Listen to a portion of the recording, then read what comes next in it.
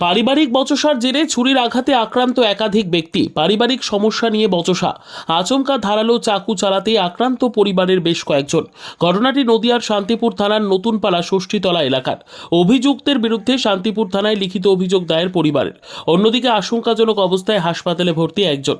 জানা যায় ষষ্ঠীতলা এলাকার বাসিন্দা উত্তম সরকার গতকাল রাতে নিজের ছেলের সঙ্গে বচসার কারণে নিজের বাড়ি ভাঙচুর করতে থাকে।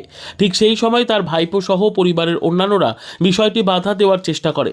তখনই আচমকা নিজের কাছ থেকে একটি ধারালো অস্ত্র বের করে আক্রমণ শুরু করে প্রত্যেকের ওপর। রক্তাক্ত অবস্থায় একজনকে উদ্ধার করে শান্তিপুর স্টেট জেনারেল হাসপাতালে নিয়ে আসা হয়। বর্তমানে সেখানেই চিকিৎসাধীন আক্রান্ত ব্যক্তি।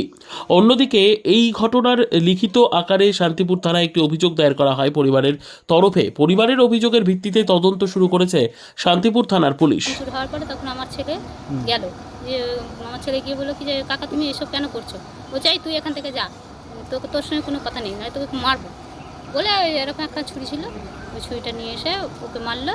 তারপর উনি গিয়ে আবার ঠেকাতে গিয়েছে, দিয়ে ওনাকেও মারলো, দিয়ে আমাকেও গালাগালি করছিল। কে মারলো? ওই ওর কাকা। কি নাম কাকা?